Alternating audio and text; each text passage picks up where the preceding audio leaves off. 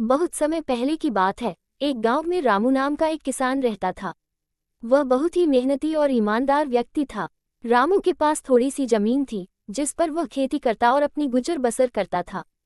उसकी दिनचर्या सूर्योदय के साथ शुरू होती और सूर्यास्त तक वह खेतों में काम करता रहता। रामू का जीवन बहुत ही साधारण था, लेकिन उसके पास संतोष था। वह हमेशा कहता था, मेहनत का फल मीठा होता है। रामू को अपने खेतों से बहुत लगाव था। वह जमीन को अपनी माँ की तरह मानता और उसकी देखभाल करता।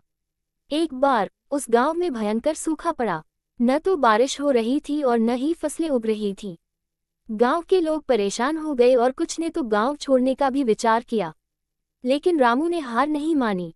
उसने अपनी जमीन पर मेहनत करना नहीं छोड़ा। रामू ने एक योजना बनाई। उसने गांव के कुएं से पानी खींचकर अपनी फसलें सींचने का फैसला किया। ये काम बहुत कठिन था, लेकिन रामू की मेहनत और दृढ़ संकल्प के सामने वह कुछ भी नहीं था। धीरे धीरे उसकी फसलें उगने लगी और हरी भरी हो गईं। गांव के लोग रामू की सफलता देखकर हैरान रह गए। सूखे के बावजूद रामू की फसलें लहलहा रही थीं। लोगों ने रामू से पूछा कि उसने ये कैसे किया। रामू ने मुस्कुराते हुए कहा, मेहनत और धैर्य से कुछ भी असंभव नहीं है। इस घटना के बाद रामू गांव में और भी सम्मानित हो गया। उसकी कहानी से गांव के अन्य लोग भी प्रेरित हुए और उन्होंने हार मानने के बजाय कठिन परिस्थितियों का सामना करने का संकल्प लिया।